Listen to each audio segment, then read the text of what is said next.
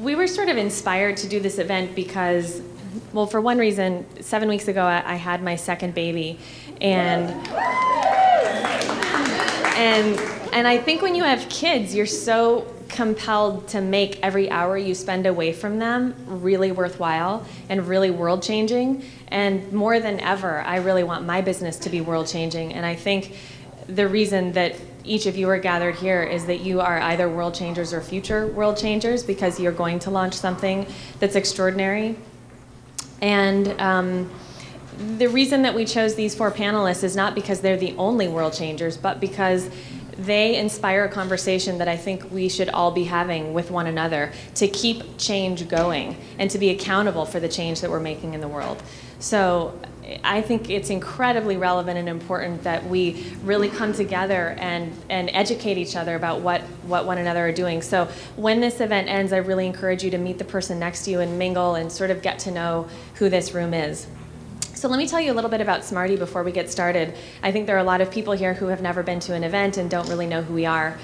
I founded this community for women who own their own businesses because I think that women together are very different with each other than when men are in the room. And we love men, love men, but I think women ask different questions and are more transparent about what they know and what they don't know when they are just together. So we produce programming on a very small level, 6 to 10 people to 300, 500 people, depending on the event. And we do about 60 of these types of events a year.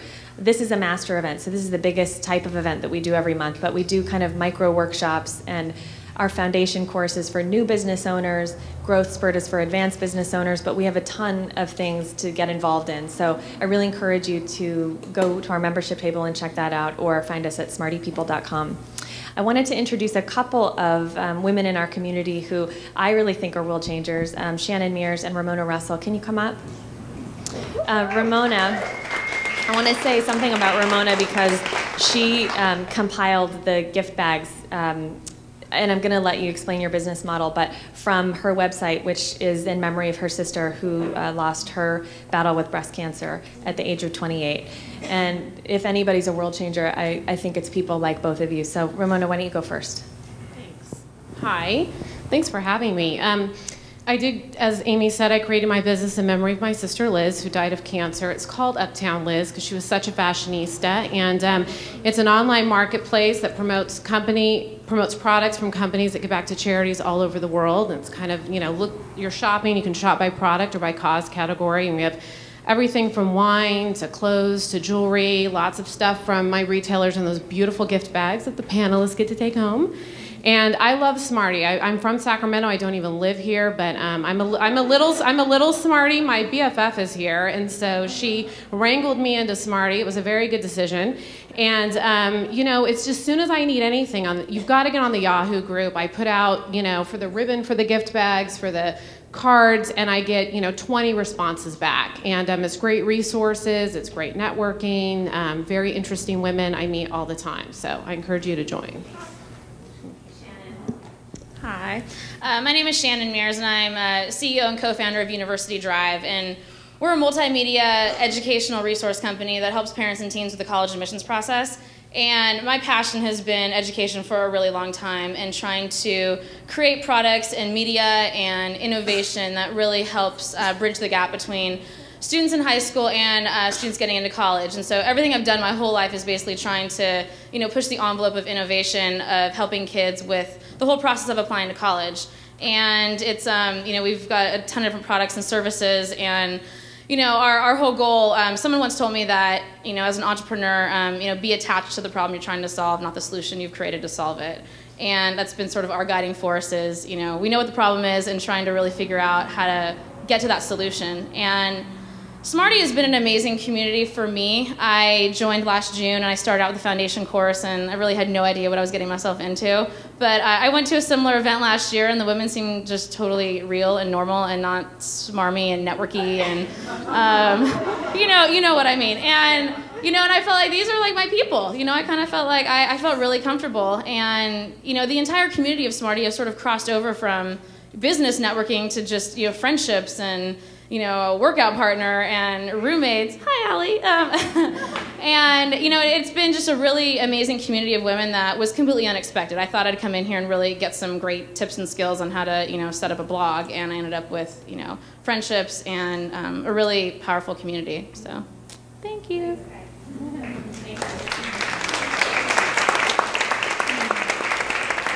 Just looking out into the audience, there are so many other business owners like these two who are truly amazing, so please find one another afterwards.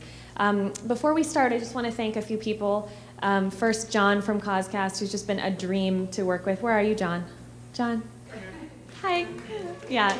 And Ryan for hosting us here. Eileen Gibson-Funke, who founded the Writers' Junction with her brother Jay, which hopefully you saw before this. Amazing resource for those of you who blog or write a book or do anything where you need sort of alone time yet social.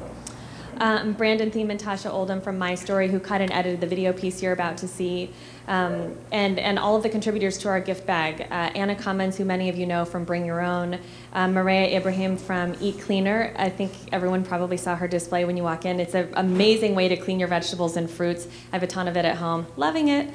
Ramona Russell, who you just met. Tatiana El Khoury from Creative Force Floral. Gorgeous flowers. So wonderful to have someone donate flowers. It just changes the room, doesn't it? Love it. Luna Bar and Tetra Water. So thanks, everybody. And why don't we show some video? We created this with My Story because I think it's really helpful to have some context with what people do. We're not always able to do this for our events, but in working with Tasha and getting film from each of the panelists, I think this will really help you understand what each of these businesses are about.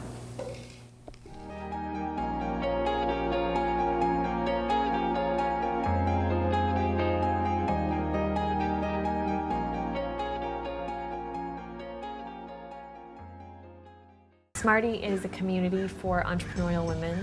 Women naturally want to support each other and we want to give back, but there's often not a venue for doing that. My intention is to give women a safe and trusted place to bring their dreams. I am Amy Swift Crosby, and I'm the founder of Smarty. It truly creates a networked, integrated system where they give back to each other, they're generous, they support one another in really unexpected ways. I feel like I had to create the thing that I wanted to go to. This is just women being their best selves, and it makes me be my best self too.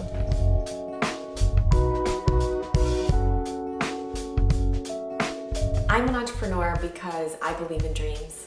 Because I absolutely love what I do.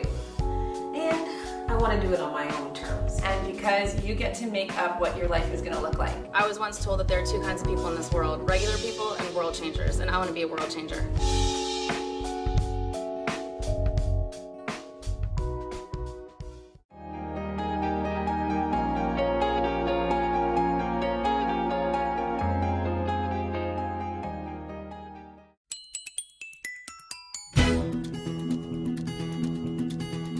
The reason I started Causecast was because I felt there was a gap between what activists and brands wanted to do and what nonprofit organizations were ultimately capable of doing with their limited resources.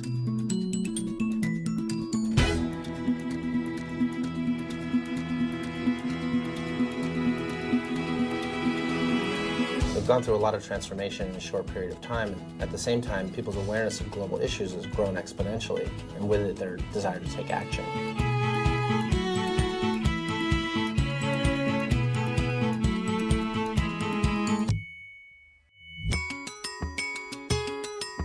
Our goal at Causecast is to provide people with the tools and connections to make positive social change part of their everyday lives, and also to make it part of everyday business.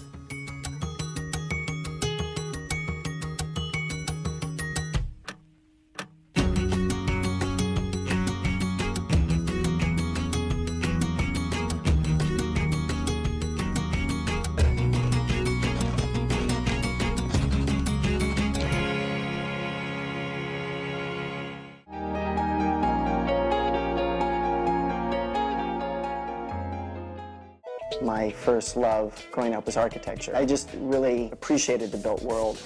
So to share his passion, he started a company specializing in prefabricated homes. It's far more energy efficient, has far higher recycled content, far more water efficient than a typical home. Probably about 80+% of the material in the house is recycled or reclaimed. And they're designed to be the most energy efficient, extremely earth-friendly, and astonishingly adaptable homes on the market today. But it's not just how they're made, it's what they're made of that makes living homes so super green. The floor work here is cork.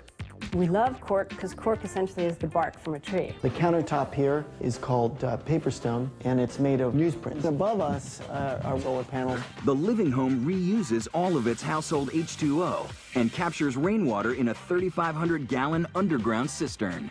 You can remodel without creating any construction waste. I can put a floor plate and 2 wall plates and expand this mezzanine to be a private, enclosed 4th bedroom. Steve's prefab, warmly modern home is an architectural standout.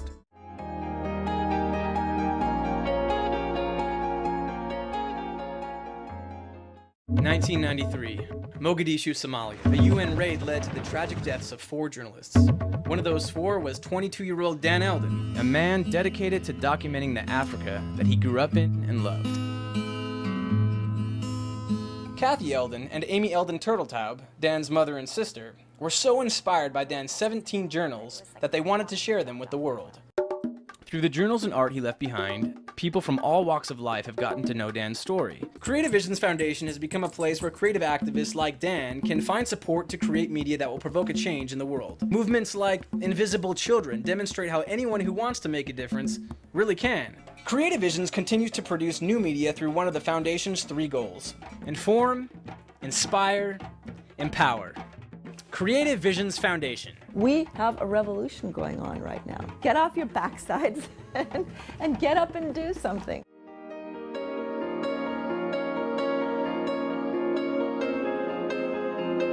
This is a historic day, the beginning of Product Red. You buy a Red product over here, the Red company buys life-saving drugs for someone who can't afford them over there.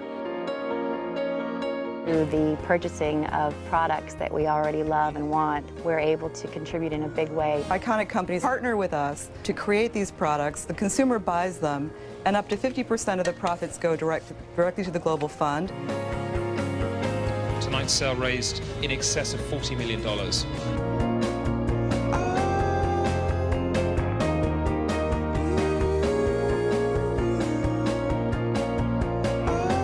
The differences that have happened over 3 months of being on treatment, the wastedness of them before and the physical difference and personality difference that you notice afterwards. I want all people to know that there is life after HIV. We get them on antiretrovirals and now they can see their future. It's actually quite inspiring.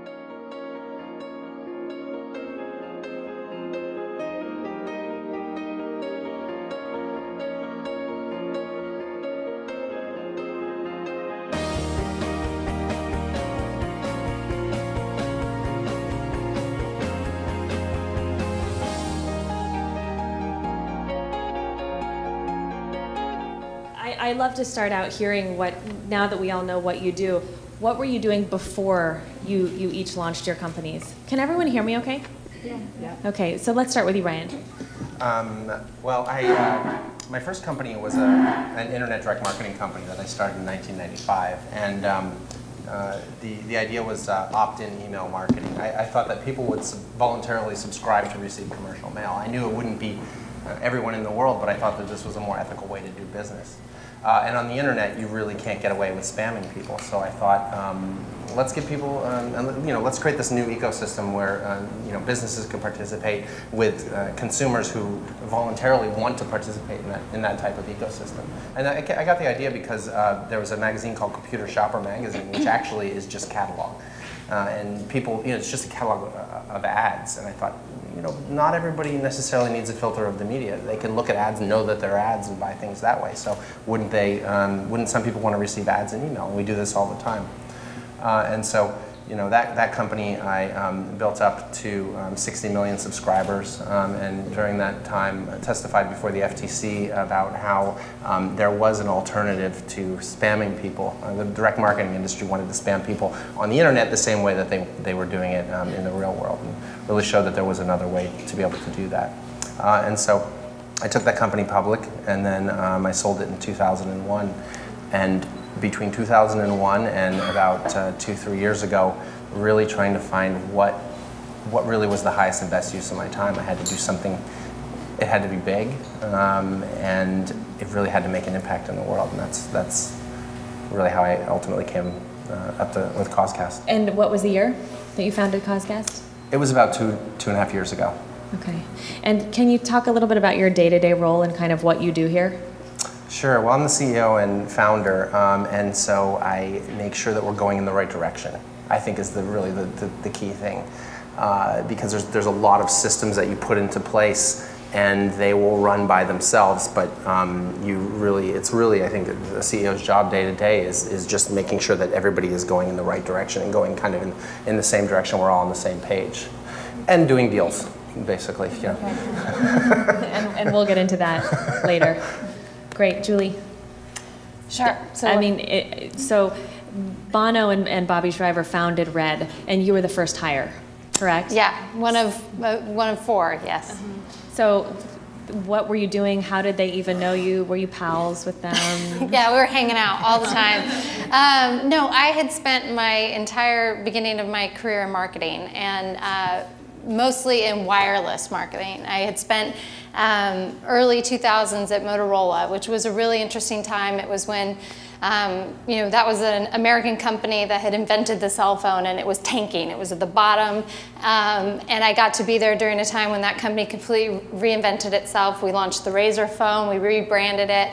And then I was in Chicago. I said it was time to come back to California, and I came to a startup called Helio here, and I was then one of the first 10 hires for that company as well.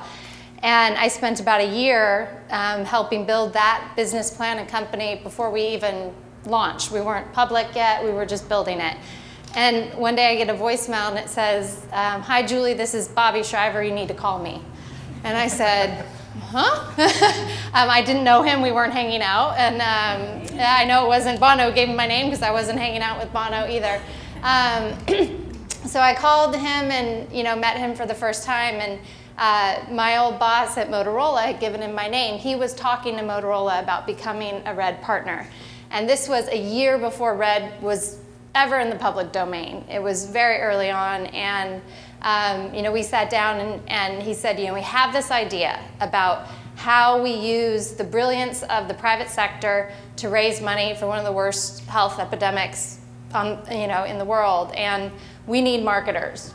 We're not going to be a charity, we're going to be a business, and we need marketers, and we're looking at Motorola to come on board, and you've been there for 5 years, you know that industry.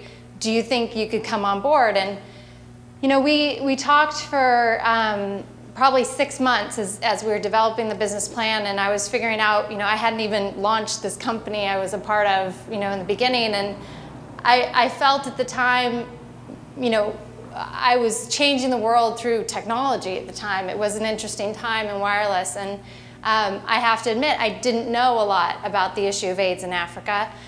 What was compelling to me in talking about this idea was the ability to put to work my business skills to change the world, and that it was a model that I hadn't seen before. And so after talking to him, I did decide to come join this crazy band of warriors is what we called ourselves in the beginning.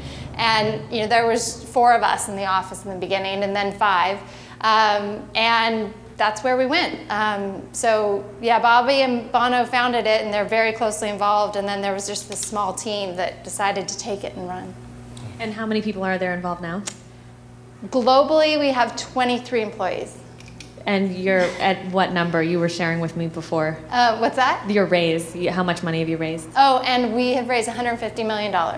Incredible. Incredible. So just describe briefly kind of what your day-to-day role is. Since you were from the beginning, it's probably more. Say, yeah. So in the beginning, it was everything from managing the corporate partners that were on board and helping them get from, okay, we're going to do this thing with Red, which isn't a brand that exists yet, and we're going to launch with them, and how do we do that? What products do we do? What advertising do we do? How do we message this? To finding new companies to get on board and then selling them, to doing the PR for Red itself. That was everything in the first few years. As we've evolved and built a team, we now have people who are strictly partner managers, kind of like account managers, and we have a new business team. And my job is really to try to ensure where Red fits in the landscape of everything that's going on in global health and in marketing and branding, and making sure we're ahead of the curve.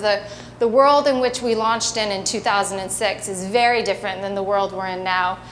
Both from a cause marketing perspective as well as a global health perspective. And so we have to think about, you know, how we evolve our brand to fit into those things and to stay relevant and compelling. And so that's what I'm now doing on a daily basis, is we have a few other people to help with everything else. It's kind of hard to imagine that saving people's lives needs to be reinvented to stay relevant and compelling, but it does, because you become desensitized to all of the marketing and the messages that you're getting. So it must be a huge job. It's yeah. And you're about to have a baby. Yeah. Second one. Second one. Great. Okay, Steve. Talk a little bit about what you were doing before you launched the company, which is actually when we met, and give people a sense of where it is now as well. First, I want to share something. I had LASIK yesterday, and I was talking to Ryan about this, and you can't drive, so I just started driving today. And Ryan's like, oh, wait until you drive at night. You're going to see all these halos. It's really hard to look at the lights. This is hell for me. So I want you guys to know, it's not that I have Asperger's. I'm not going to look this way. I'm not kidding. It's actually kind of painful to look this way. Hopefully it'll go away, but Jesus. But it's actually really good. And so is the Xanax, which I never had. Let's see. Oh, thank you. Cool. Well, this is the first one and only time you can do it, and not like be kind of a cool, you know, like uncool guy actually. You know, I mean, I legitimately need this. I was always into design. As a kid, I had Legos and books on Frank Lloyd Wright, and I wanted to be an architect. By the time I got to college, I was also interested in technology. But I still thought I might go to design. By the way, I went to school with the guy who co-founded Writers Junction, who's letting me use these glasses.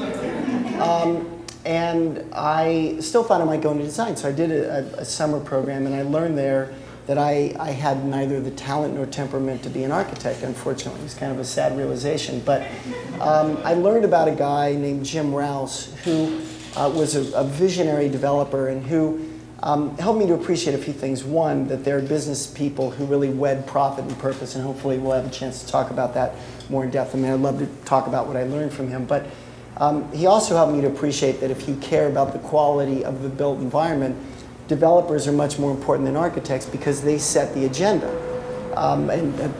If there are any architects out here, you know what I mean, right? I mean, developers hire you or not, and they allow you to do great things or not.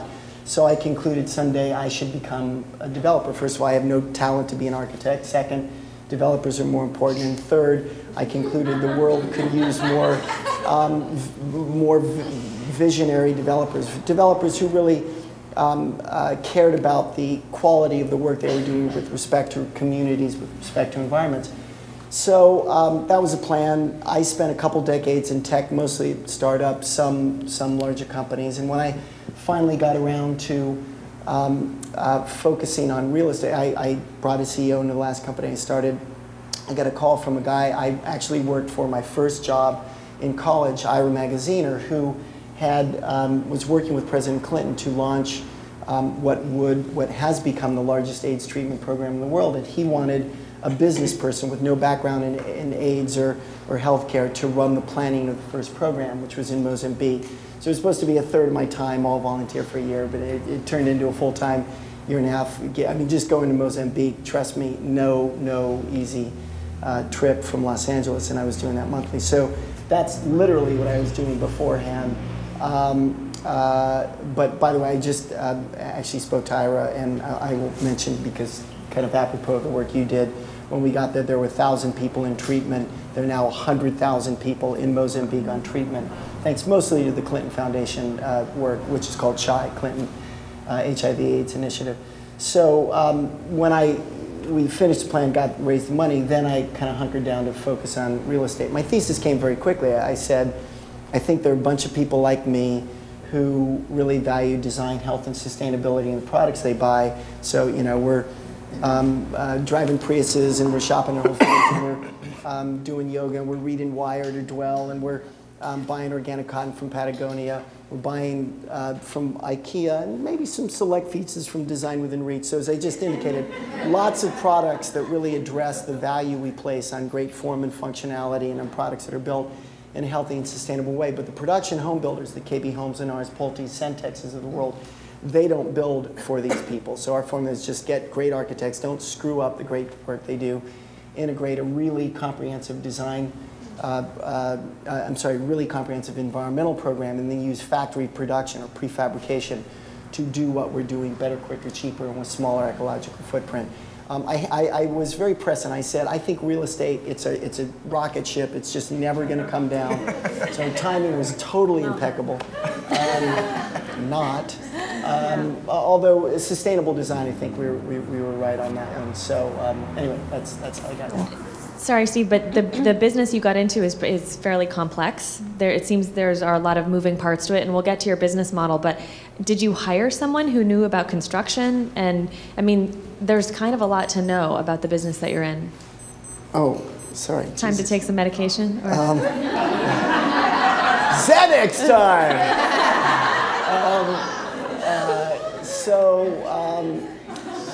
Yeah, I mean, you know, one of the things that I have kind of learned in startups, I mean, I took a year to create the plan, and I absolutely sought out, and always do in the startups I've done, great advisors, people smarter than me who know about what we're doing. I mean, you know, frankly, part of the challenge was I didn't even know enough to hire the right people early on, and yet, luckily, and I'd like to think, you know, maybe I jacked into the, you know, mothership on this one. The people I hired early on turned out to be absolutely the right people, but more because of their personality and their work ethic, not because of their resume. So surround yourself with people who know more about what you need to do, and like, don't get in the way. Yeah. And, you know, skipping ahead, if you happen to say, what do I do mostly? Yes, what do you do? I try to clear obstacles. I mean, you know, CEO role is to set the business plan. You own the business plan. You need to hire the right people and make sure that they have the right tools and the right direction, and obstacles that they may have are cleared away. Like that's what I believe my role is. And we're 8 people, so we're not a big company, but that's what I spend my time doing. And I like, and one of the few things I do, you know, reasonably well is more customer-facing stuff. So I can sell, I can talk about stuff. I'm not excellent at the blocking and tackling kind of operational things, which is great because I'm not an architect. So you know, I let the trained professionals at the company make sure that, you know, they have what they need to do the right stuff. Yeah, great, Kathy. Okay. I'm really different from you guys, I'm telling you. And I hope I appeal to those of you who haven't really got a clue about anything. No, that's not going to be I'm so sorry. But basically, I was a journalist and a writer and had left Africa. I lived in Kenya for 12 years where I was working as a journalist. And I left Africa and a lot of things behind, moved to London, and felt that there was so many stories that were important to tell if this world was really going to make it. And that we couldn't just do it through newspapers because that wasn't going to be fast enough. That we needed to be able to communicate to large numbers of people all at once, and that meant film or television. So given the fact that I didn't know anything about film or television, had never actually done anything of that nature, I decided that it should be called Creative Visions, because in life, it's all about creating a vision, really, isn't it? I mean, everybody here had a vision of what could be, and in a way, with the architect, you do the blueprint and then you start building the walls and fill in everything and scaffolding and all that. So I created a production company that, with a vision of what it could one day be. And I sort of channeled, and I know some of the people think I'm a little crazy, but getting over that, it's worked. So I channeled this concept that it was a company to help people achieve their potential, both for themselves and, in those days, the planet. Now it's the world around you. So I set up this company, I registered the name in England, managed to serendipitously get it, and then I materialized a mentor, teacher, producer who could teach me how to make a feature film. And within about 2 years, we'd actually managed to make a feature film with Columbia Pictures. So, you know, it works, it's really good. So never worry if you don't know anything, it's irrelevant, it's really irrelevant. The fact that these people do is very intimidating to me, but I'm just encouraging those others of you who may not. The other thing that I did, because I'm sort of two-pronged, is the production company is humorously called a for-profit on occasion, but I also run a nonprofit, and that was created for very different reasons. As you saw, my son was killed, 22-year-old artist, adventurer, and activist. And a couple of years after his death, I knew that in order for me to survive and thrive and achieve my potential, I had to do something with that horror of his death. And so I decided to create a foundation. And again, because I didn't know anything about running foundations, I called it Creative Visions Foundation. Why not? And that foundation is all about helping other people create visions, create the dreams of things that can actually not only affect themselves in a positive way, but affect the world. So we call what we do encouraging creative activists. And really, each person here is what I would call a creative activist. Ryan is using his creative talent as an entrepreneur to look after, all of us. We're part of Causecast. We're under his umbrella. Julie is working with artists and all varieties of people to really transform, their talent into money. And Steve here is using his talent as not an architect. We know he's not an architect, but we're here to be, yeah, exactly, to really do good, cool stuff in the world. So both of the reasons I've done what I do have come out of an absolute urgent need in myself to feel that I had to do something in the world, but total and complete ignorance about how to undertake it, how to do it, what to do. And I'm still a little bit in that situation now, but never mind, we won't talk about it. Well, thinking about other people in the room who have lost someone and how devastating that is, how do you turn grief into action? How do you not just stay paralyzed and sort of immobile from something like that? Earlier, Ramona and I connected, and she did the gift bags, and her sister died, as you heard earlier, of breast cancer. And we were talking about what motivated us. I can just tell you that I've seen people implode. I've seen them crumple and literally never really get out of bed again. Their spirits have remained in bed for the rest of their lives. And I knew that this crazy kid of mine would kill me. Lightning would strike me down if I didn't get out of bed and try to do something. And what is the amazing thing that if you do get out of bed and look around you and figure out what needs to be done and say, okay, you know what, I'm doing this in the name of my auntie, my father, my mother, my whatever. It may be planting a garden or a window box, who cares? But if you take that energy that you would have put into the person that you love and plow it into something that you believe in, whatever it is transformative. And I am walking evidence of the fact that when you give out that positive energy of renewal, then all sorts of incredible things come back at you. And so anybody who wants to talk to Ramona or me afterwards, I'm sure will be glad to talk about that. Day to day, sort of how does your role look in terms of being a producer and a storyteller? Give us an idea of when somebody comes to you, then what happens?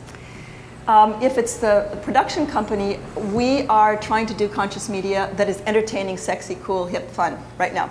Okay, so right now we're doing a project with Julia Roberts, Rosie O'Donnell, Christian Amanpour, Hillary Clinton. We got all those three on last week. It's so exciting. And it's called Moms on a Mission, or it was until today, and we can't get the rights for the show, the name. But it's about mothers who are changing the world around them. My job was to conjure up the idea in the first place, working with our wonderful team, and then trying to find the money.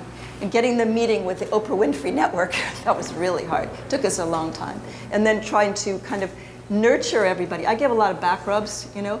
Everybody's talked about the, you know, blueprint for the company and how, you know, the CEO does. I give a lot of back rubs, a lot of support, yeah, nurturing. But no, and then with the foundation, we started in our closet, my closet. It was very crowded with the underwear and stuff, but it's a little bit better. But my job in the foundation is to really help shape this vision of what we can be and kind of like stretch that little bit further than maybe other people who are down in the trenches really doing the hard work. Mm-hmm. But to go up on the mountain and say, hey, guess what? You know, 2 mountains over, there's some really cool stuff going on. That's the way I see myself. So let's rewind to everybody's sort of startup days for a second. And if you can give us a sense of what are those, how many people, how much money did you have, were you capitalized, and then arc it to now, to how many subscribers you have, and Julie, sort of like you did with, you know, $140 million now raised. Because all of us are in various stages of business. Some people in the very first year, some people in the first day, some people in year 7, and there are all kinds of, I think, doubts and fears at every step of the way. And so it's really helpful to know from you, what did the early days look like? What were some of your mistakes? I'll prompt you with my curiosities, but Ryan, why don't you start? Well, so my first company was started with no money at all, and it was just started out of a spare bedroom.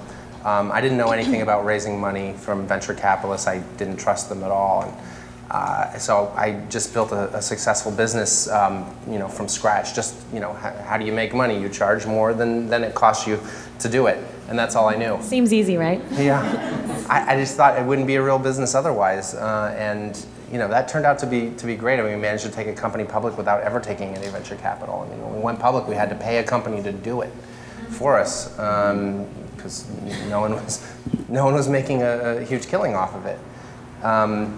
You know, with Causecast, I started with my own money, still having no trust of venture capitalists. And it can be a little bit of a problem to start with a lot of money, because you'll spend a lot of money. And you're just like, yeah, let's just do it, you know? Yeah. I guess really, you know, limitations actually force you to be more creative sometimes with your resources. Yeah, that's absolutely right. And I think it's, you know, I think just, you know, build a real business. You can get money, you can raise money from a real business at any point, basically. If you know, you can't start, most businesses you can start with very little money. And I think kind of playing on one of the things that Kathy was talking about, not knowing your limitations is a huge benefit. And having a really selective memory. I don't remember hardly anything that went wrong. And it's about underestimating the challenges that lay ahead. Just, oh, we can figure that out, you know, because you really want to figure it out, you know. I mean, is there anything you would have done differently if you were to revise history a little bit? A decision you would have made, or sort of a colossal failure that you then rechartered? Wow. You know what, again, I know it's hard to expose your failures, but it's comforting to see that people like you fail. There's been a lot of things that have gone wrong. You know, with my first company, you know, our tagline was basically 100% opt-in, because we invented the concept of, you know, you sign up for something, and in order to confirm that it was you, you send out an email and you get a confirmation back. That system we pioneered and patented way back in like 96 or 97. You know, so I had 5 employees. We were working out of a brownstone in New York, and then we moved to an artist's loft in Soho, and we were getting really, really busy, and these 5 employees were really good employees for when we were a really small startup, but as things started to scale up, they just really couldn't scale. Yeah. And the day that we had a president start, this is our first kind of high-level person beyond the founders, he shows up and he said, "Where is everybody?" And on the screens of the computers, they had put 100% opt-out. Every single employee had quit. Oh. And so we said, "So wow, what are we going to do?" They unionized, sort of. He said, "What are we going to do?" I said, "What are we going to do?" And he's like, "Let's get to work." And he was awesome, and he's still the president of that company. No kidding. So, Yeah, and it was a total blessing. I mean, really, they did hit the level that they were able to go to, and it became very stressful for everybody involved, including them, because it just became a very high pressure thing. Why can't you? You got to execute this. You got to do this. And they were feeling bad. We were feeling bad, and I guess it kind of worked itself out. So, how many subscribers or nonprofits, or what is your metric for success for your current company? There's a lot of different metrics. So I'm working with a few hundred different nonprofits right now. We kind of measured based on money raised. We did for Haiti. We raised, I think the total is $800,000. Wow. And I actually honestly don't know the total of what we've raised right now. And I think what's a very important thing that we haven't been doing a lot of, which I would like to do more of, is really looking at what have our successes been, because there's been a lot of different things that we've been involved with that have turned out to be just wonderful. And I think it's important for us and for really everybody running a company to take stock of what you've been doing. It's easy to say, like, oh my God, we're not doing this, we're not doing that, but like, well, what have we done?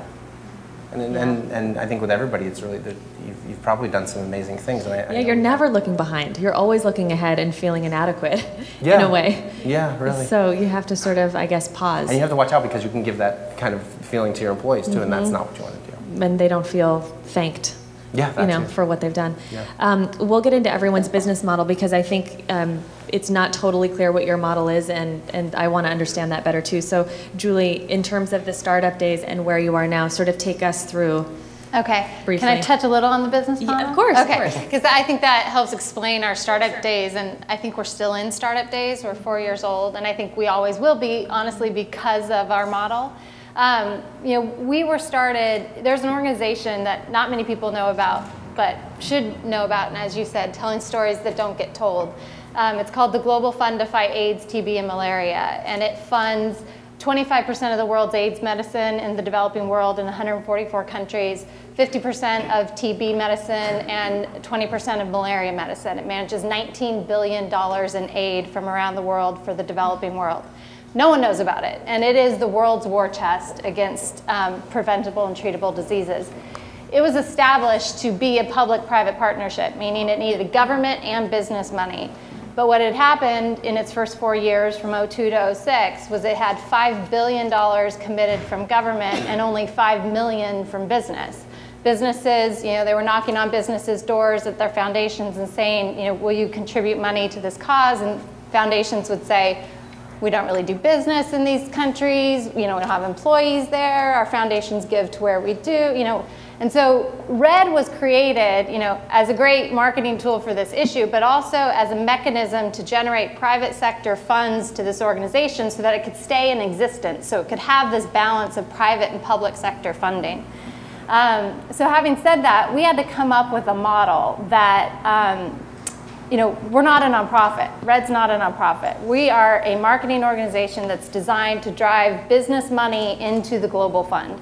And we had to have a business model that meant, one, what customers were buying, the contribution of those products was incredibly transparent. So whatever was going to be given off of a Gap t-shirt, they knew how much went on the ground to buy AIDS medicine. So our business model is set up where Gap, Armani, Apple, they pay us a licensing fee for the right to be a RED partner and to be in the marketing world of RED. And then when they sell a product, they take a contribution off of it. It never comes to us. It goes directly to the Global Fund, and 100% of that money goes on the ground to buy AIDS medicine. But what that means for us from a business model perspective is that those licensing fees are very small.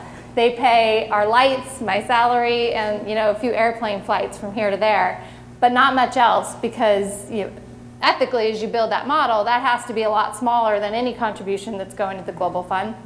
And it really, we're not a marketing organization as far as doing major advertising campaigns. Our job is to sit within these companies and bug the heck out of them to get them to spend their money marketing this issue. So we are literally living licensing fee to licensing fee.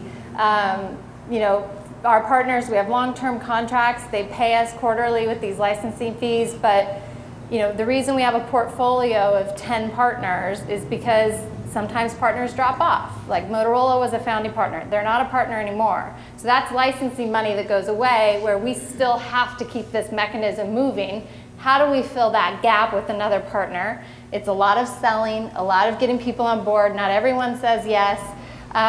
So we are, our budget is literally, month to month, year to year. And you said it well. I think, when you don't have a lot of money, you get resourceful. So I was used to working on the corporate side where you have these big marketing budgets and you do these big ad campaigns. And I have learned over the past 4 years the importance of kind of partnership and the word, buzzword in the new economy, bartering. So working with our partner corporations, working with media companies, working with anyone we want to work with, and being very, very, very strategic before I walk in a meeting to know what it is I need from them and what it is I can offer them. Because we have no money to bring to the table. What we have is a brand, and we've built a community of people, about 2 million people who've raised their hands on social networks and said, we are Red. How do we leverage that network? But we survive off very little money and a very big family of friends and potential friends who want to be a part of this movement and solution. And I think because of how our model is built, we will always be in that startup phase, because that is just, we are here not to make huge profits for us, we're here to make huge profits for the global fund. In terms of the motivation for your licensees to get involved with you, what do you think is the biggest selling point? I mean, obviously you have a celebrity involved, multiple celebrities, but what is your biggest sales pitch to them? It's different today than it was 4 years ago. So it took, our founders started knocking on doors of corporations in 2003.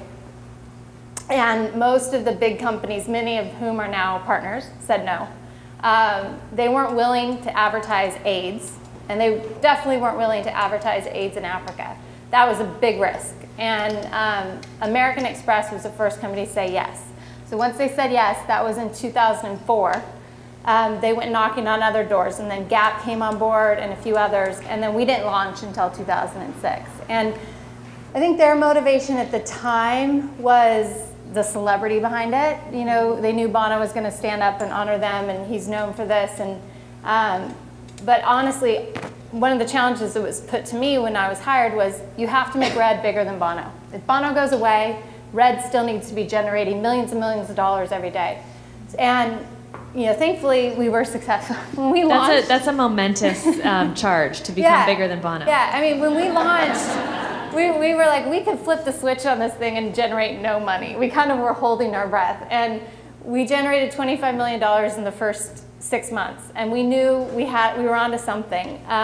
But now partners are joining because the economy's changed, consumer preferences change, consumers want to know that they're doing something good with their purchase.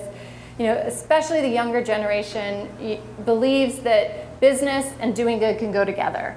And so the marketing aspect we bring as far as the Red branding on your product, someone knowing what that means and they're doing good through the purchase is an asset that we bring to these companies. And then, like I said, we've really worked on fostering a community of people that we can reach on behalf of our partners, and that's another big selling point for them. Okay. I want to get into the different divisions of Red later, but I love what you said about it sort of surviving beyond Bono, because one of the great litmus tests of any company is if it can survive without you, and you don't have to be at everything for it to do really well and thrive and make money. So Steve, why don't you talk a little bit about the early days and how many homes you've sold today, some of the architects you've worked with, how you've grown? Well, as I alluded to earlier, it's not been salad days for builders and architects the last couple of years. So, but we actually had our best year last year, and it's interesting. We were started 2006.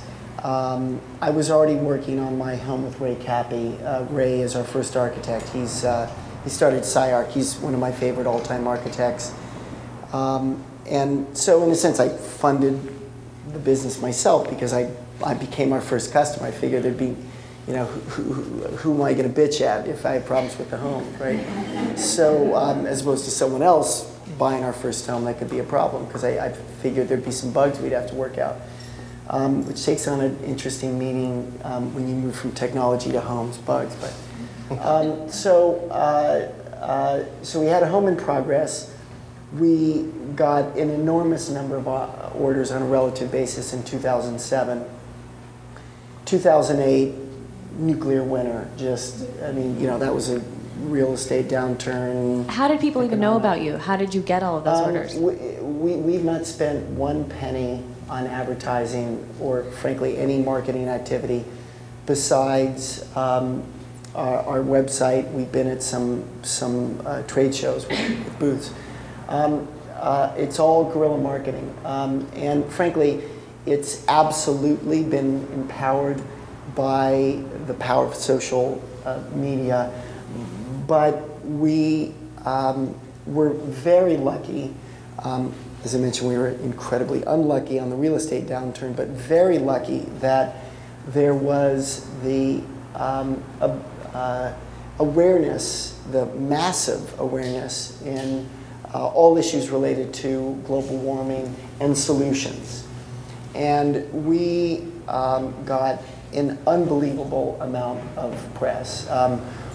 I did raise some money, a very small amount subsequently. One of my investors is Vinod Khosla, who's arguably one of the top clean tech investors. He was a managing partner at Kleiner Perkins. He's seen a lot of deals, and he said he had never seen the kind of press we got. And it was, I think we built a great product, and that's sort of the number one most important thing to do if you aspire, frankly, to do anything, create a great product. I think Ryan sort of alluded to, but we were just lucky that the press wanted to cover this stuff a lot, and we had a good story. It looked good. We became the first LEED Platinum home in the nation. LEED is a green building certification program. I felt like it was going to be the green building standard, and we needed to be the first to achieve its highest level of certification. So that was something we consciously set out to do. But again, when you're a reporter looking for a story, okay, green homes, okay, this one looks good, and they're the first platinum. And so we were and we were built in a factory. It was an easy story to tell, and that's why I think we got a lot of press. And then when that kind of stuff happens, you get this sort of very positive loop in that more people find out about you. Inevitably, there will be some, on the bell curve outliers. You become very vocal evangelists, and then they start blogging and tweeting, and so we benefited from all that. And sure, part of it was a little bit by design, but mostly just being in the right place in the right time. And so I think partly because of all that stuff, we were able to get enough orders. And it's also our business model, which we're not talking about right now, separate section. Not to be controlling, but it is sort of different. Keyword lean and mean, outsource a lot so that we don't have to have a lot of infrastructure. And when the downturn hit, we benefited from a bunch of projects, happily, most of which did not cancel.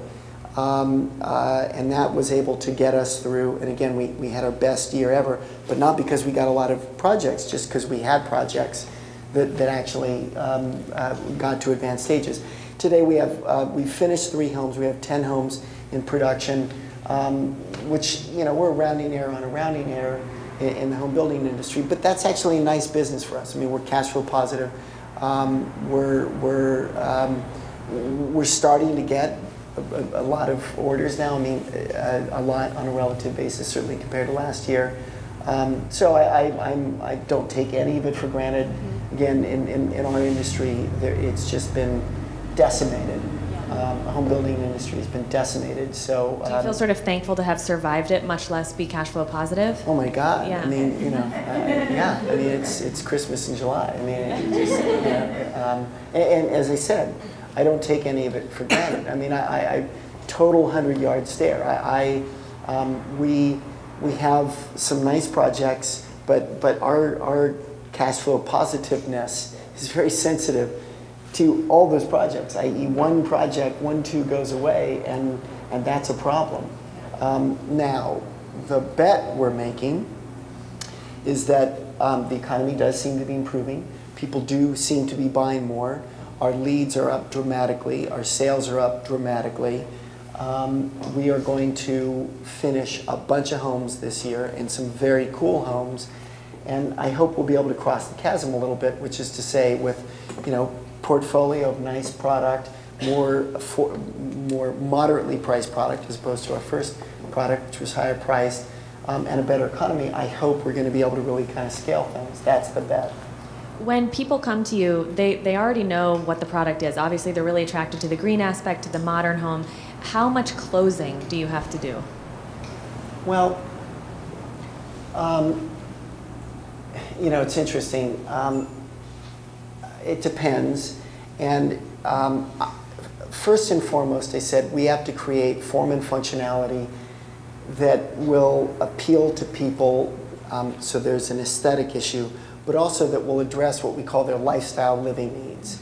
We really think of a home as, it's a living solution, and there are a bunch of problems that you want solved. Some of them are very practical, like I need 3 bedrooms because this is what my family is, but we also try to think, how's that going to change over time?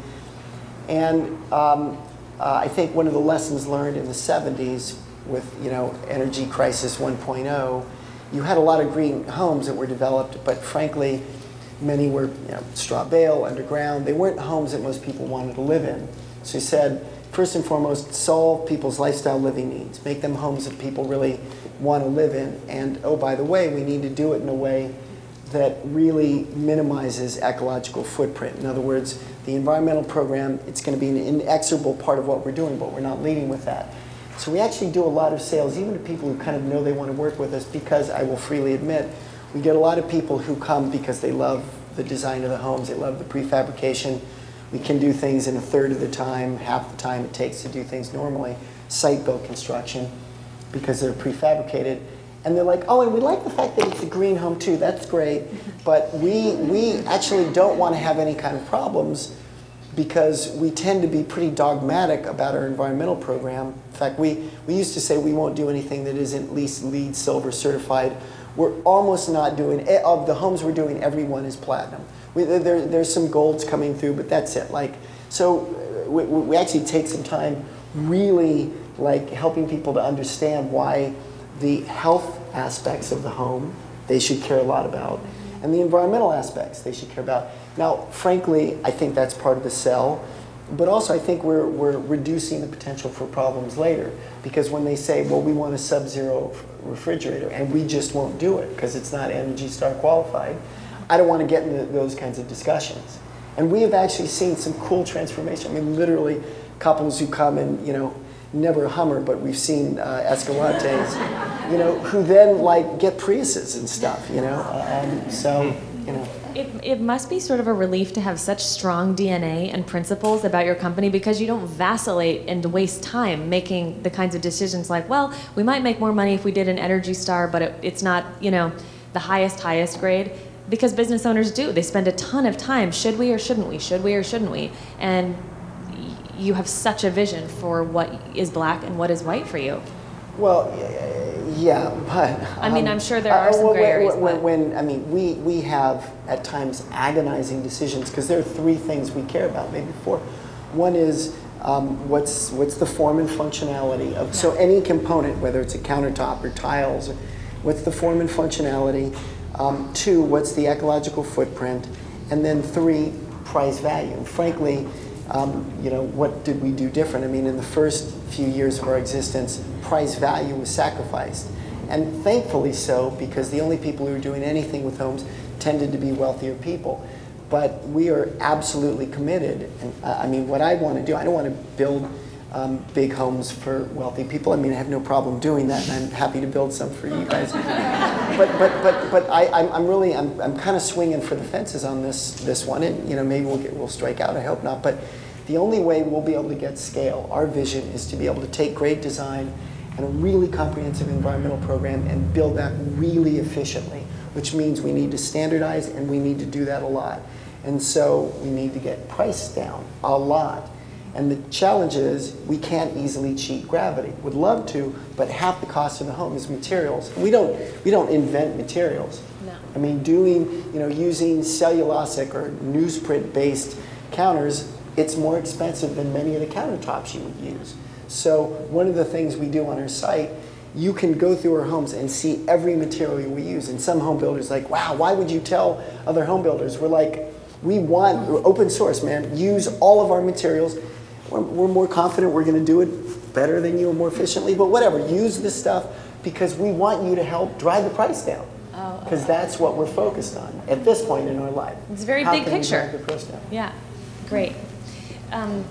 Kathy, I do want to get into your business model right now, actually, because I think there are a ton of creative people in the room who may be really curious about how a creative sustains a revenue stream throughout the years when you're really working project to project, and maybe you don't, but I hope you like a lot of lentils.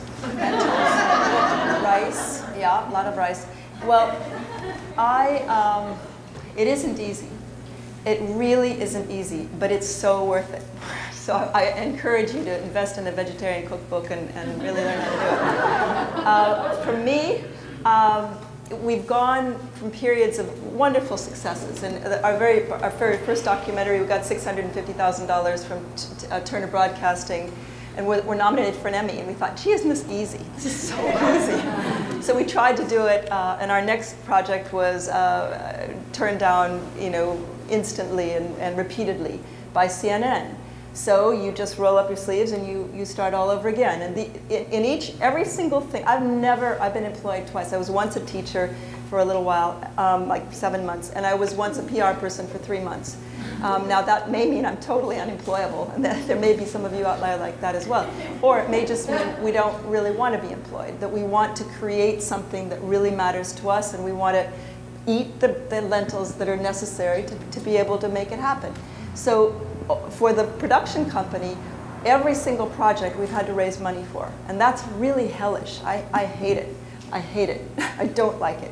But we have been able to produce films that have really touched the world. Dying to Tell the Story. If we look at how we're going to measure our success, it's still shown in virtually every school of journalism 10 years after it was originally made. So I'm really proud of that. Some of the projects have vanished without a trace, but somehow you sustain yourself by the stuff that really does make an impact. That's hand to mouth pretty much. And now we have a president of production who is phenomenal. She used to run PBS production, Kobe Atlas. But it isn't easy, and right now we're doing this major project with the Oprah Winfrey Network, but I'm trying to raise $1 million to do a project about the 7 living women Nobel Peace Prize winners. And on it, I won't make very much money at all, lots more lentils. Our people will get paid, but I married a rich man. I really did. It was amazing, and I'm wearing a ring and everything. It's really crazy. I'm so embarrassed. This is only recent. We're only just married, and I still am not quite used to it, but it's really amazing.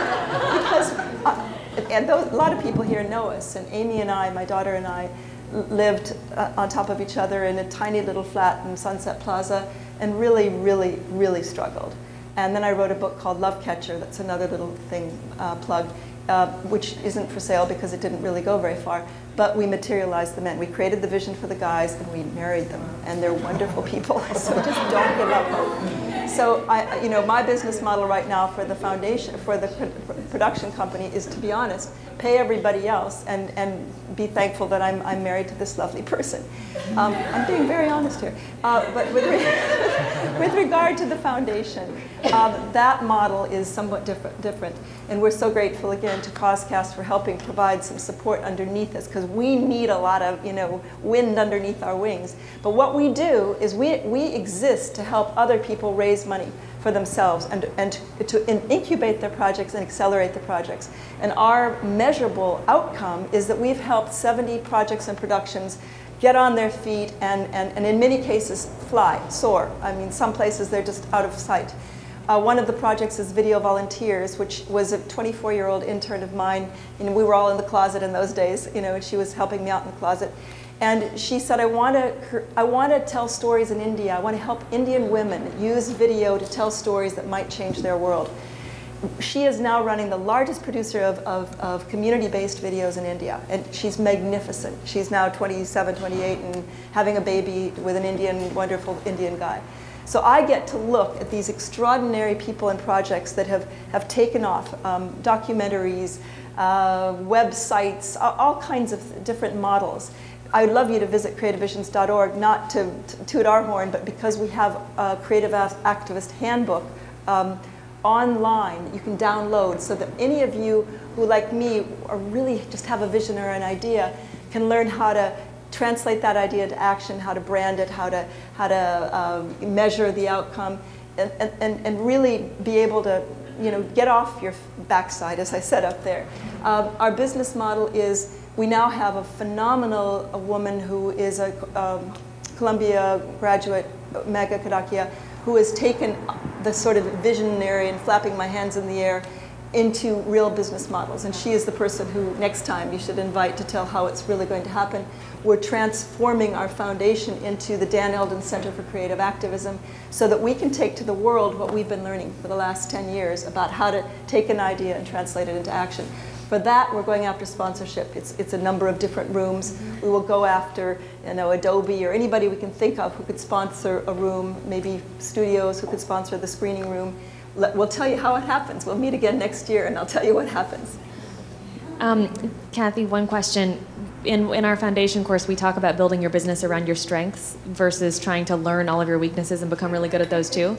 So in your world, because you're the creative, because you're the visionary, did you try to become the sort of operations person, or did you immediately know that that needed to be outsourced, and are you grateful that you did? That's a great question, and I think, again, I feel like I'm talking to a segment in here. There might be some of you. It was so difficult because I had just a tiny bit of money to start this foundation, and we had maybe $5,000 a year to give away initially. And I realized you couldn't really grow much when you can only give away $5,000, so I had to learn how to raise more money. All of that, I didn't have any money to pay anybody, and I wasn't smart enough to hire anybody or say, climb on board. Ryan says, you can raise money around any fool can raise money. Well, I didn't know how to do that. So now I realize that that is absolutely the case. In those early days, no, I did everything myself. And then a lot of wonderful interns, and then a lovely young woman turned up on my doorstep and helped me for 6 years with, envisioning this and making it happen. But it's been very seat of your pants. It really has been. It's not been a cleverly constructed. But the outcome, the way we got there, is maybe more haphazard. But I'm really proud of the outcome. In the people we've been able to help, and I think we've been able to reach maybe 30 million people with the projects and productions. Amazing. We're helping people raise about $1 million. But these are little bitty projects. So it's a lot of money for them. Well, I love that you said that, because it's important to celebrate that there's no one right way, I think, to grow a business or to do a business. There's so many. Some people have business plans, some people don't. Some people just have a financial model. Some people don't even have that. I mean, it sounds like you didn't. So, getting back to someone who probably did, Brian, can you... I'm just thinking about all my mistakes. Really? Astonishing number of mistakes. Yeah. You want to share any? No, every day I make an astonishing number of mistakes. Really? Yeah, pretty much. What was today's? Oh, God. You just never know really what you're doing when you're doing something new. If you're doing it correctly, and you never have complete information, and then later on you find out, my God, that was the wrong way to do that. That would have been a lot more efficient if I had known what I know now, but you just have to be comfortable with that. Do you ever feel like, God, I really should know that? I mean, here I am. Oh my God, all the time. Okay. That's a really damaging thing to dwell on. Yeah.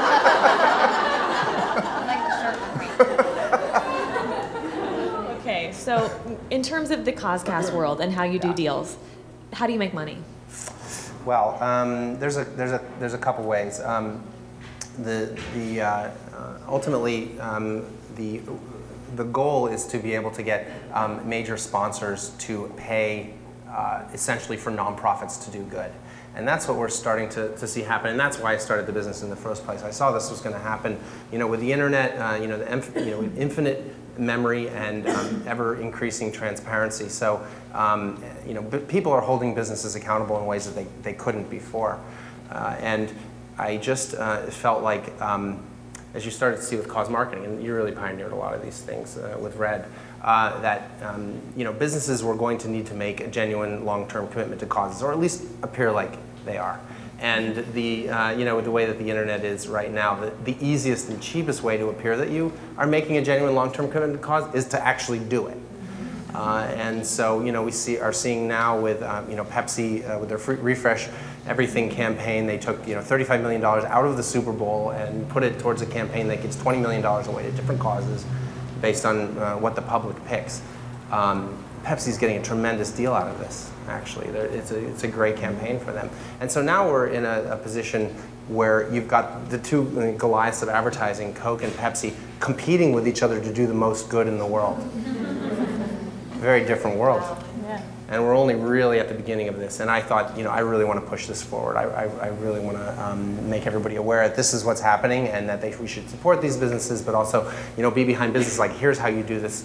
Here's how you do this properly. Here's how you get the most mileage out of this. So that's really the long-term goal of the company, and that's why we've done things like we create a lot of content, and then we did a deal with the Huffington Post. So we have a section on the Huffington Post called Impact, where we write about primarily domestic causes, and then we give people actions that they can take to be involved with them. And then of course we sell advertising campaigns around this, and obviously the Huffington Post has a lot of traffic. It's one of the most highly trafficked sites in the world.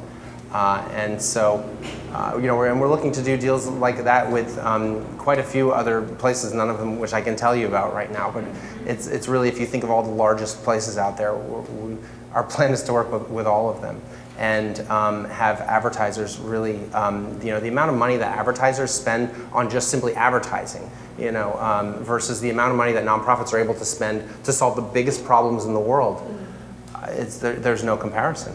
You can, and nonprofits are given crap for spending money on advertising, whereas Coke can spend as much as they want advertising sugar water, and no one's going to say anything about it. Amazon lost money for 6 years because they wanted to be Earth's biggest bookstore. A nonprofit can't, take all of their money and spend it on advertising. No matter how big they're going to be at the end of that, they just can't do it. The government will step in. It's a big, big problem. And so I really want to be in a position where the nonprofits don't really have to put themselves in that type of position, because every advertiser in the world wants to support all these important causes. And so that's really the ultimate goal. And we are doing advertising, and that's working out great. But we can't support the company on that at this point. So we do have. You're monetizing traffic. No, we're not monetizing traffic. We are monetizing traffic, but that's not what's supporting the company completely at this point. A lot of the tools that we've created have been really attractive to companies and to other nonprofits. So one of our biggest customers is AARP. And so AARP is interesting because they have 40 million members, 20 million of whom volunteer on a regular basis. And so we've created a site for AARP called Create the Good, which they paid us to do using a lot of our technologies.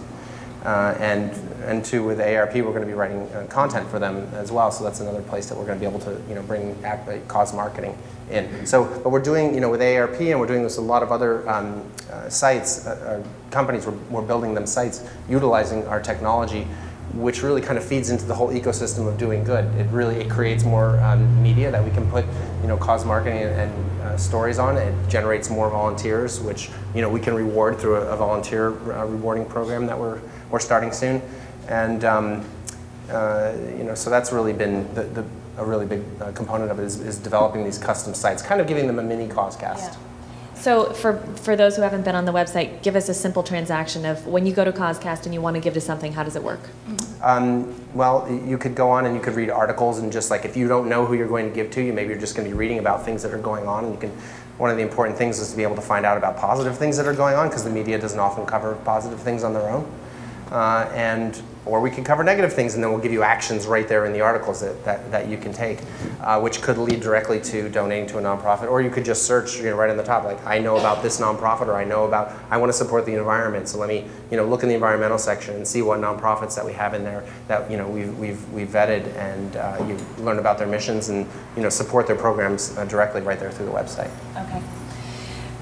So for Red, Julie, there's a bunch of different divisions on there. How does the company decide what is a revenue stream, what is a visibility tool, and how much resources go into those? Because it sounds like you're on a pretty tight budget. Yeah, so we really have, I guess, kind of three groups. We have our proud partners, who are the bigger corporations who commit to long-term deals, commit to significant product lines, and commit marketing money behind it.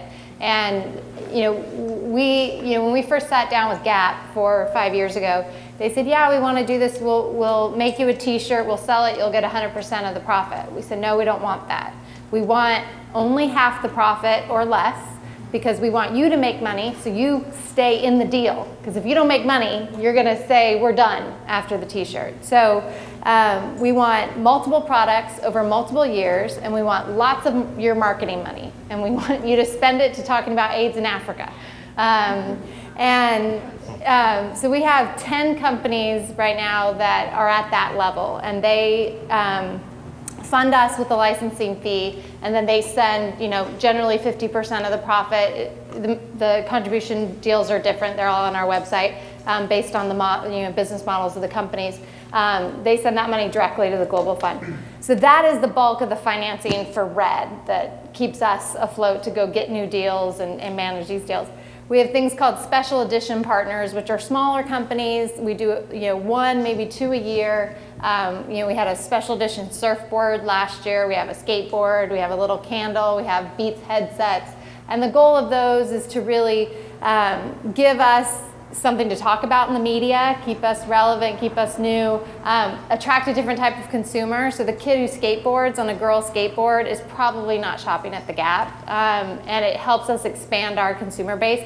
They still pay a small licensing fee, but much smaller, and they still make significant contributions to the Global Fund, but the deals are usually a 1 product or a 1-year deal. And for us, it's a revenue generator, a contribution generator, but also a buzz generator. So we have to have something new, and we don't have the capacity at 20-something people to go be doing deals with Gap-sized companies every single day. I mean, their marketing department, their PR department's bigger than our entire company. So we just don't have the capacity to be doing these huge deals. So those give us something to talk about.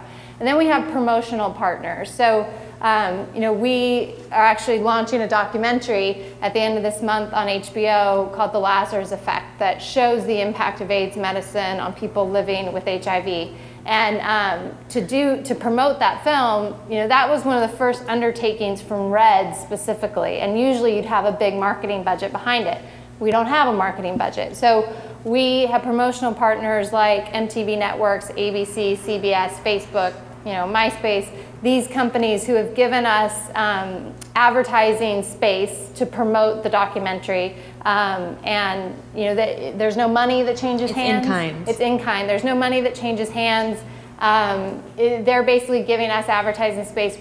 We've created unique content for them that they couldn't get elsewhere. We called upon some of Friends of Red, if you will, celebrity faces who donated their time to make these PSAs that can be considered great content. And so we're providing that to those outlets. And it's, again, I talk a lot about bartering. There's no money changing hands. It's content and space that is helping us. So those are kind of the 3 levels of partnerships we have to make money and generate as much awareness and funds for the Global Fund as we can. Very good description. Thank you. Steve, the business model basically. Well, we've got 2 now. What I really kind of set out to do, and frankly will do when the time permits, I want to build communities of homes. I mean, I think community defined as new groups of homes that are developed in this country is wrong in almost every respect. The homes that are built, and these are by the production home builders, the KB Homes, Lenars, Pulte, Centexes. I don't think they really meet people's lifestyle living needs. They certainly aren't built in a way that provides more power than they take, that allows the integration of materials that are recycled or recyclable, that dramatically reduces the water and indoor air pollution. Like, homes aren't built that way. And then the ways that communities are organized, they're really, they're not optimized for what needs to happen to create responsible development in the world. And the way we have to create responsible development, I mean, this is a fact, we're becoming more urbanized. More people are living in smaller areas. So you have to be smarter about how you do that. And that, so, you know, create greater density by transportation corridors and by jobs and all sorts of good stuff like that. That's actually what I want to do. But as I mentioned earlier, historically bad time to be doing that right now. So I'm sort of waiting for the market to change a little bit. And then I will become a developer. And the way we will make money is we will buy dirt, we will improve that dirt, and hopefully what we sell, we will be able to get more money than what we spent. Old school stuff. Currently, we drive money two ways. People come to us with dirt, land, and they want one of our homes, and they pay us to design and develop those homes. The other way, and we just launched this, we haven't actually announced it, but we have 2 partnerships with factories who will be selling directly our homes and giving us royalties. And we actually like that model a lot because it can scale pretty elegantly. We're not involved at all. They have our standard plans. We'll work with them first 3 to 5 to 10 to make sure they know how to build them, but then we'll just hopefully collect paychecks. So those are our 2 models now. Kathy, yeah. Yeah, one more thing that I wanted to mention is that we are getting smarter. It's taken a while, but we are getting smarter. And what we're doing is launching an apparel line. An apparel line came to us to license Dan's artwork and story, really, to create the Dan Eldon apparel line. It's being designed by the guy who does Ever, who's a really fantastic up sort of scale designer. So we're starting it with the Barneys and very upscale, and then we'll rip it off ourselves with the Deca line, which is based on our Dan Eldon Center for Creative Activism. But we reckon that within about 2 to 3 years, we should be able to be sustainable for our needs. The first year we're getting very little, but it's kicking off in June. And I can't wait to talk to you, Julie, privately about all the stuff that we're doing. And then there is another very exciting thing that's happening next spring that I'm not allowed to talk about, but you'll all find out really soon. But that will promote the apparel line. And then we're working towards doing a feature film about Dan that Julia Roberts is helping us produce, so that that becomes part of our marketing. So that having started, you know, with absolutely nothing but a vision, you know, you never can give up. Whatever idea you have, you just have to sort of stick with it. My dad always said, the only difference between success and failure is determination. You know, you just have to get yourself up and start all over again. And Teddy Roosevelt once said, do what you can with what you have where you are. So whatever you got inside you, you know, you take that and you run with it and you never give up. Well, I want to open the room up to questions, and that's actually a really brilliant ending, and I only have one more brief one for each one of you, so if you do have a question, get ready to raise your hand. You know, I think a lot of business owners go through dips where it's hard to stay motivated, it's sort of hard to keep going, and I think community is a tremendous part of that, which is the reason I started my business. But could each of you in a sentence sort of say what keeps you committed to what you're doing, and even on the hardest day, what do you have on your mind that keeps you putting one foot in front of the other? I know, Julie, because you're, you know, in the company, you didn't found it necessarily. There still have to be huge challenges and sort of frustrations and blocks. So anyone can start. I'll start. I think, you know, really, I thought, I feel like I can kind of, I kind of have solutions. I feel that I can put a lot of different pieces together and really, you know, make the world a better place is kind of weak, but really I think kind of save our asses. And you know, what would be my excuse for not doing that? Really, if you see, you know, what you can do and you don't do it, what is really your excuse? And that's really what keeps me going. Well, bang. You know, like I said, I started with Red because I really believed in the power of what marketing and communications can do, and I thought I was changing the world through technology. I've since traveled to Africa several times, and I have, you know, met and lived with people who are affected by what we do every day. And we are one small part of what is happening in this world to eradicate this horrible disease.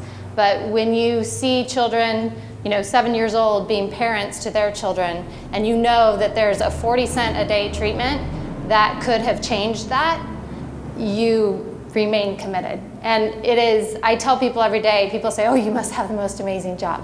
I have an amazing job, but there are still days I want to pull my hair out, and I tell them it's a job. You know, it's work, it's hard, it's not all feeling great and doing good, but at the end of the day, you know, you are changing the world, and what I'm hoping I'm doing is helping other people get involved to change the world too. So that to me is more important, because it's going to take more than 22 people sitting in an office. It's going to take millions and millions of people to change the world in the scope of what we're talking about, and that's what I think my skills can help do. Yes. Well, I mean, I suppose, you know, on a probably more of a subconscious level than a level. I mean, I believe deeply in the product. I have obligations. We have obligations to the communities in which we're building, to our customers. I have obligations to our employees, to our investors. But I don't have the luxury to think about that on a day-to-day basis. I mean, it's just, you know, in the trenches, blocking and tackling. And what keeps me going, I mean, when it's good, well, you don't need motivation. But when it's bad, you know, this too shall pass. And I suppose, you know, it's probably worth mentioning an inexorable part of the startup process that I have found, and I've compared notes. It's a cycle, and you will get really psyched about an idea, and you'll start to work on it, and then suddenly you find out Microsoft's, you know, or actually that's old school, Google's going to do it, and you think, you know, game over. But then, but they're not quite doing this, and then you're dependent on something, and maybe that's not going to work out. It's just a cycle. You are going to go through periods of enormous elation, even if you're not bipolar, enormous elation and abject depression, and frankly, that's a good thing, because you do your best work when you are insecure and you're depressed. And I mean this quite sincerely. I mean it absolutely seriously. If you channel that right? If you channel it wrong, then you won't be able to do anything. Although there's stuff Xanax that I tried yesterday for the first time. But if you use it the right way, then and you have enough perspective, and it maybe is hard the first time, but if you've been through this a few times, you get that perspective. You know that this too shall pass, and you know that the opportunity in that is to figure out how to get around what that theoretical obstacle is. And more often than not, you will get through in a better place with a better solution than where you started. So that's the way to use that stuff. And here's the bad news. It's not like that makes you super psyched at first, i.e. you can't short circuit the insecurity, but you can use it. It can be your friend. I mean, Andy Grove wrote a book basically about how he used that to make Intel. So, you know, I offer you that. Everybody's been very eloquent. I think for me, I am the luckiest person in the world. I get to work with the coolest people, because people who are out there trying to do good stuff in the world are really, really wonderful. And I think a lot of people would like to figure out how to do more of that, and that's what we say, is that everybody has that creative spark within, so no matter what you're doing already, a little part of you can be doing stuff that actually doesn't just benefit, you know, the thing in front of you, but also the world around you. So I just have a lot of fun doing what I do. It's great.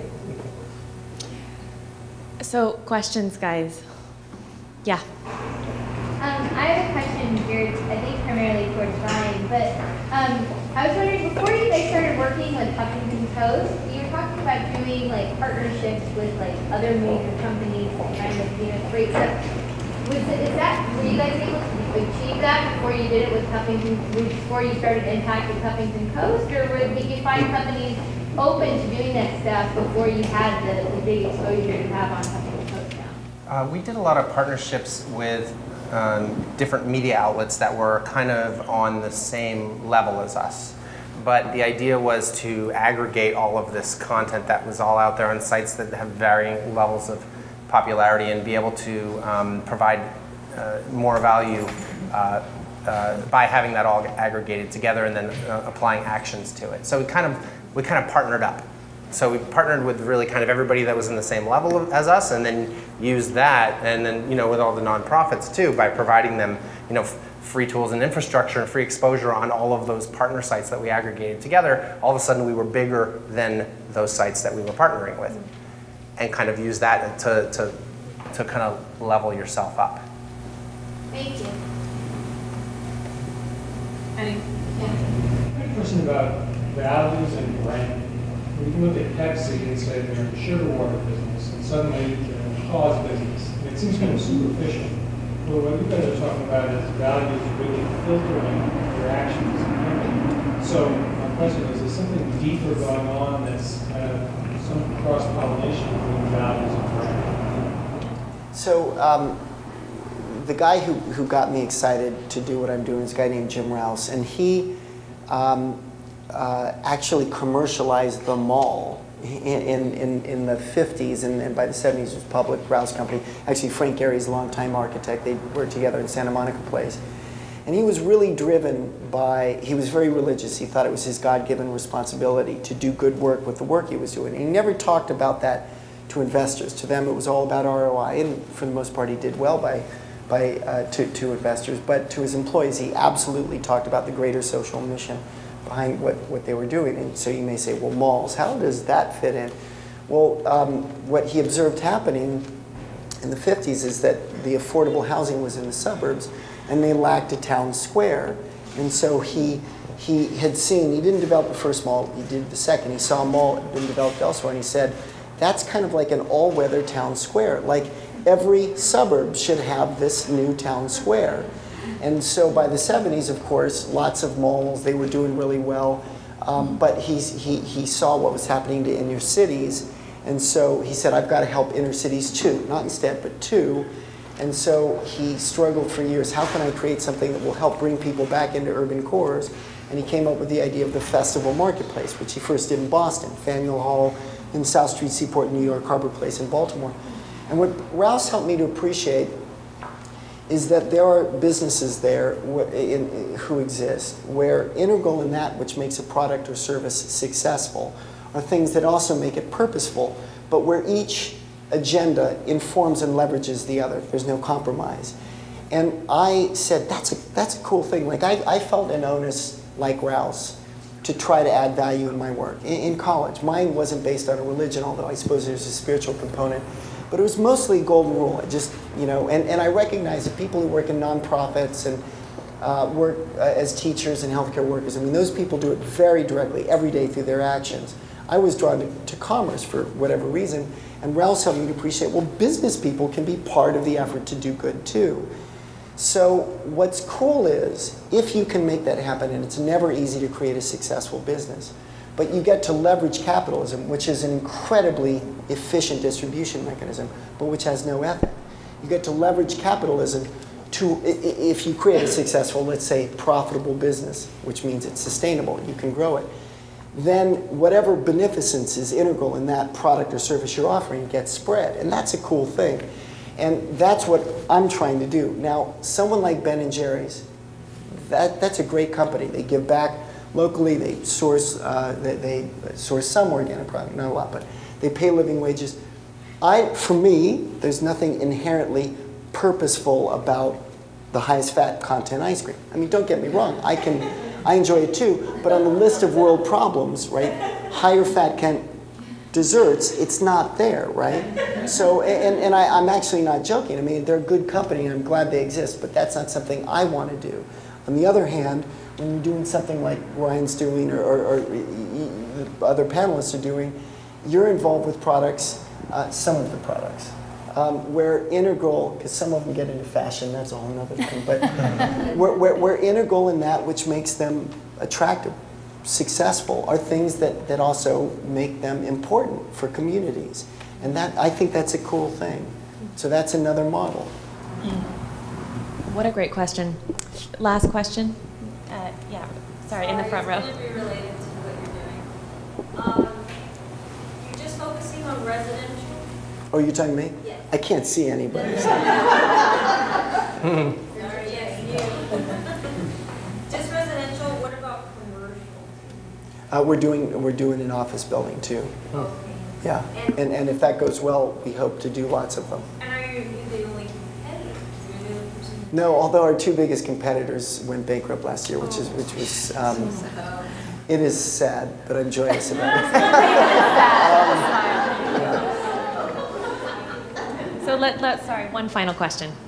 Okay, so we've talked about nonprofits a lot, and I'm just wondering about social entrepreneurship and whether you've seen a trend towards that, what your thoughts are on that, how you I can address that. I was on a panel at USC, and there were probably 500 social entrepreneurs in the room, all students, and it's amazing to see. And I think the younger generation sees no separation between the two. It's like you're going to be doing something every day.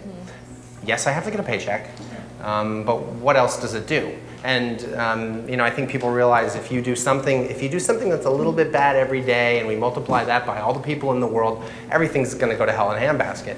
But if we do something that's just a little bit good every day, and we multiply that by everybody in the world, then we're going to at least survive, and we're going to thrive, and we're going to be around, for the world's going to be here for great grandchildren. And kids, I think, see no difference, and it's like you'll see, and this is why I think cause marketing is really taking off, and why we're putting values into everything. Is there's two factors. One is that for Gen Y, the second most important thing after what are you going to pay me is what is the company's corporate social responsibility. It's really important. And the other is there was a study that Cone Research did, and they cover cause marketing, and the result was. Given the choice between two products that are otherwise equal, like toothpaste, and one supports a cause and the other doesn't, 90% of people will pick the one that supports a cause. Where else do you get that kind of differentiation? And every business has taken notice. So. Yeah, and just one thing to add to that, I think we are seeing a similar thing. When we first launched 4 years ago, I don't know if you guys remember, there was actually a significant backlash against us because people thought, business can't be involved in raising money, and we were involving these corporations, and we were not a nonprofit. And we have seen this major shift, and our research has shown the same thing. It's especially with the young people who are coming out of college today. They do not see any separation between business and doing good. It has to actually go together. And we get, a lot of inquiries from business schools and colleges across the country on, these new social entrepreneurship majors and groups that are being founded, and all these new business ideas. And I'd even say, organizations like the Gates Foundation, they are not just giving charitable money to buy medicine, and they're actually looking for social entrepreneurs that can create viable business models that solve some of the major global development and global health issues. So, it is a thing that is, I think, taking off. And it really kind of alludes to what Glenn was saying. The only thing that can make sustainable long-term change is something that can support itself financially. Yeah. And that, the most powerful system we've ever created is capitalism. And if you don't take advantage of it, you have you have to take advantage of it to make these type of changes. And to make them, like you said, sustainable and absolute. If you're always going to have to go back to the well to ask for money, you got to put yourself out of business. So. Something else, and it probably you kind of saw it at USC. Jim Collins, probably you all know, he was a former Stanford professor. He's written a number of books really looking at what makes great companies great. And his last book, maybe it's not the last anymore, but Good to Great, he looked at what correlates with great companies. What are the most important factors that allow good companies to become great? And the number one biggest correlate wasn't charismatic leader like Steve Jobs or high growth industry like high tech. The number one biggest correlate was employees feeling like they're part of a bigger mission behind their work. So there's data that can justify your, I hope, internal desire to try to wed profit, to do good somehow with the work you're doing oh, by the way, it's going to motivate the people you bring in better, apparently, than anything else you might do. Yeah, doing good is good for business in the end. Well, this has been so fascinating. Kathy, Steve, Julie, Ryan, thank you so much. Thank you.